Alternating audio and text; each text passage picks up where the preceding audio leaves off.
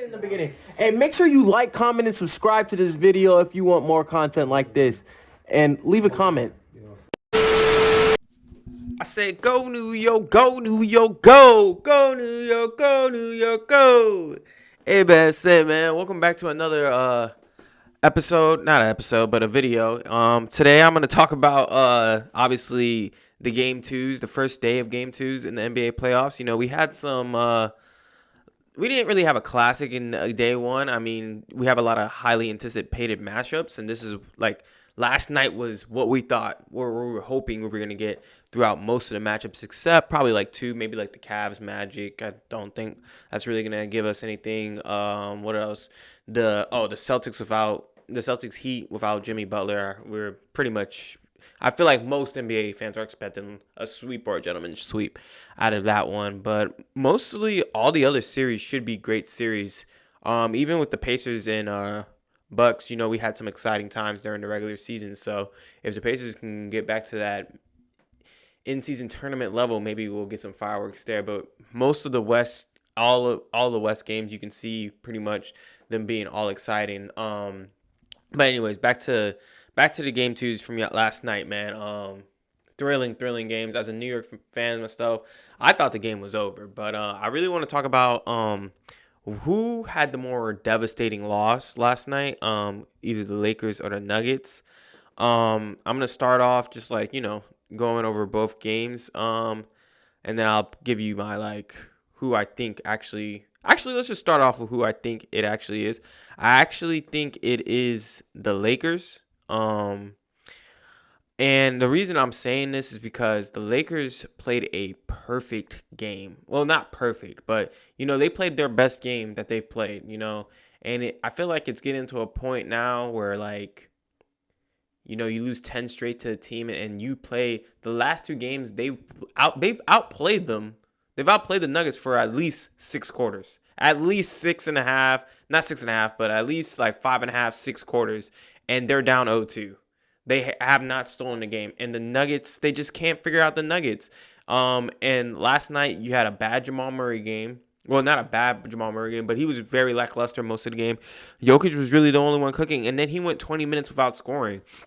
And then you had a great game from D'Angelo Russell, good game from Anthony Davis until probably the second half. He didn't do much in the second half, but he was great. He was matching Jokic. Not totally, but you know, as much as AD can affect the game as much as Jokic, I guess, for his side, you're never gonna match Jokic. But and then obviously you had a LeBron.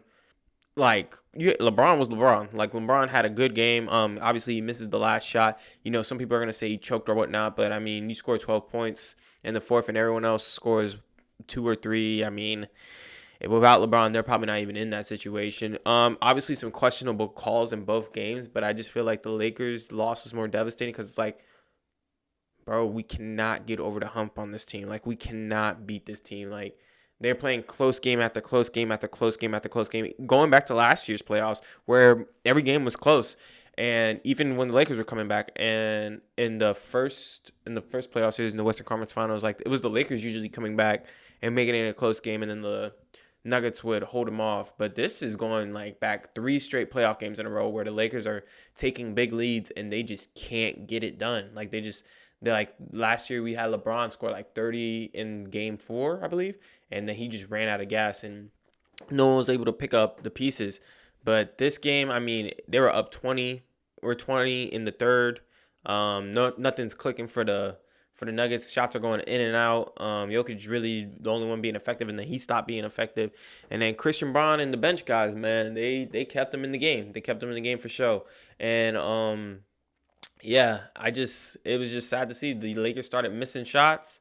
The Nuggets started hitting theirs again, and then we just had high-level basketball for the last 6 minutes, and it just looked like the Lakers were going to hold them off. Every time they would make a big shot, you'd be like, all right, here it is. And then Murray, Jokic would make a big shot. Jokic was unstoppable, Jesus. Jokic would just pivot, lay. I mean, he has some of the best footwork of all time, but yeah, man, it's just sad to see. I mean, you had LeBron, he got hit in the head with the layup. That was a big moment in the game. They didn't call it. That leads to I believe they're up 3, maybe like 96-99. I forgot what the actual score is, but you guys know what I'm talking about in that fourth quarter. They come down, they miss. Aaron Gordon gets a key rebound, tosses it back out to Michael Porter Jr. Michael Porter Jr. knocks down a 3, ties the game back up. Then you get a tough lay from D'Angelo Russell, I believe. Jamal Murray comes down, mid-range shot.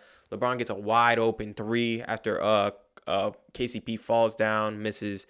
And then at that point, I feel like most people felt like, oh yeah, they're not going to stop the Nuggets. Like, they have 12 seconds. The way they were rolling, they're not going to stop the Nuggets. Murray gets a shot over AD. It's going to be one of those classic moments. And it was cash. Like, Murray was bad all game until they needed him. And he just started getting it going in the fourth. Couple of layups. You see a couple of layups go in, and that started the trickle-down effect. Definitely some questionable calls, but we're going to move on to the Knicks game. The Knicks game was more questionable, but I definitely feel like the Lakers it was more devastating for them because it's like, yo, we really cannot beat this team. Like, no matter how good we play, they always find a way to beat us. Now, the opposite for the 76ers, and I understand both sides. 76ers, you had an amazing game from a sick Maxey, flu game Maxey. Then you had Embiid. He's obviously not at 100%, but he still gave 30. He was hitting his mid-range. He's making tough shots, and his decision-making was crazy. Obviously, Brunson was even playing bad, but the Knicks, it's just like Nick Nurse's game plan is working. Brunson is having a terrible series, but Josh Hart and the role players are stepping up to a level that most people didn't see. Well, it's not that most people didn't see him, because if you watch the Knicks, you know that the role players are good, but like Josh Hart shooting 50% from 3, as a Knicks fan myself, I'm not even expecting that. I'm like, dang, that's a good game plan. Like, Josh Hart, that's what I would do. If I was Nick Nurse, I would leave Josh Hart open, like, coming into the series. And Josh Hart is making them pay. He's stepping up. 21 and 15, unheard of for a 6'4" guard. Them Villanova boys, man, they're some winners.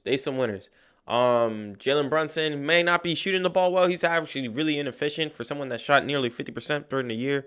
But I feel like he's also getting other people involved. That might just be my bias coming out. But like I was saying, man, Maxey was unstoppable. They have no idea how to stop Maxey. Maxey is doing whatever he wants. He hits a big 3 to go up 4 late there.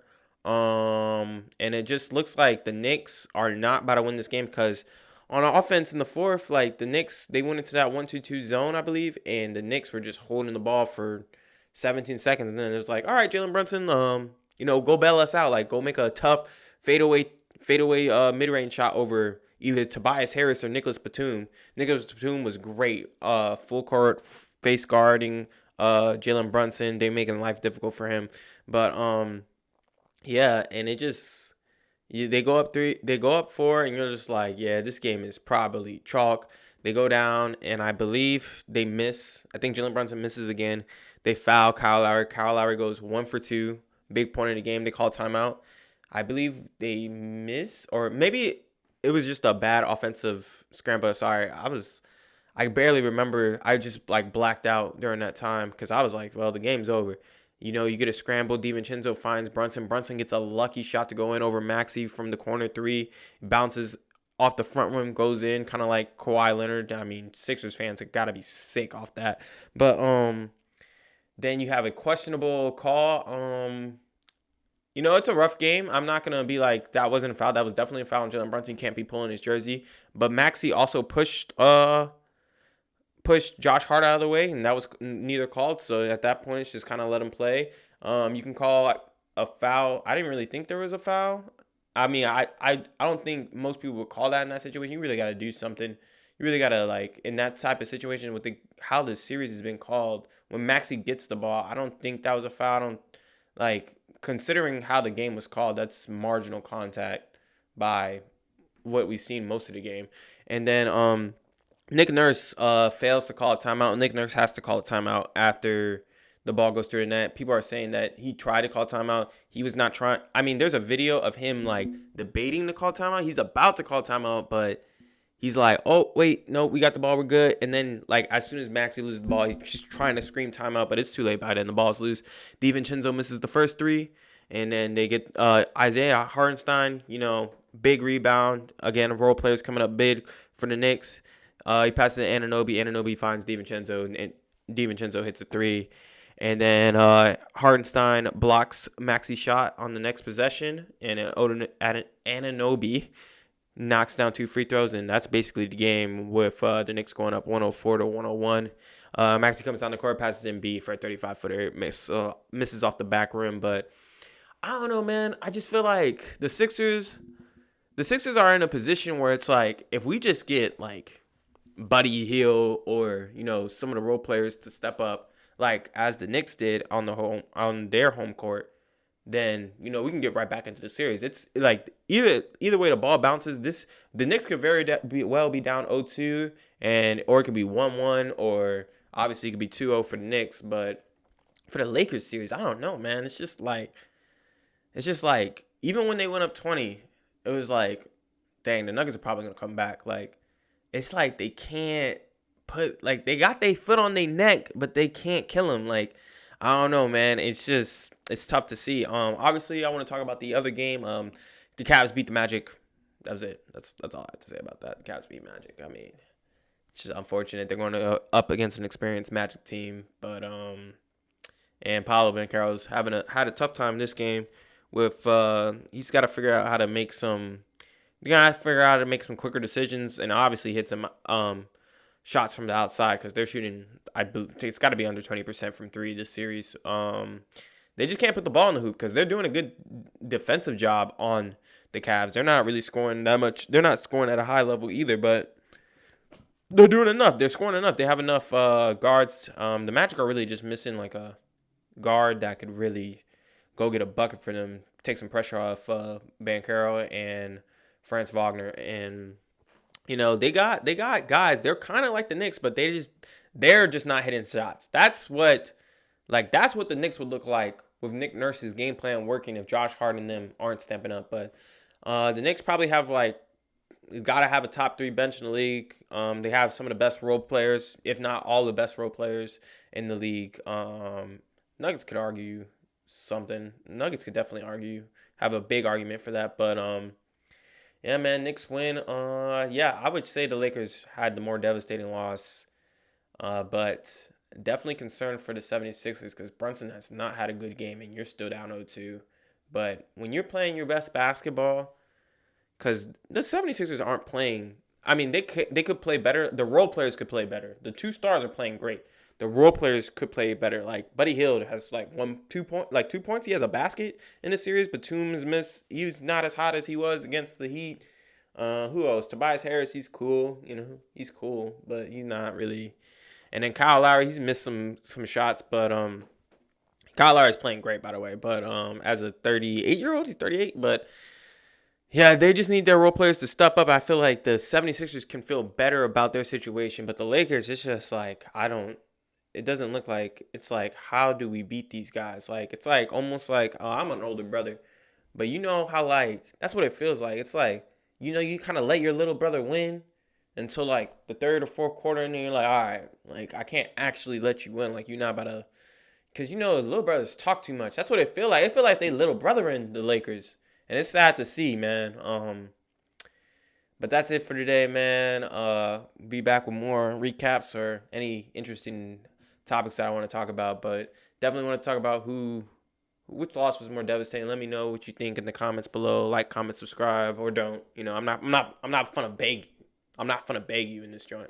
But I appreciate y'all for watching if y'all made it this far, and I'm out.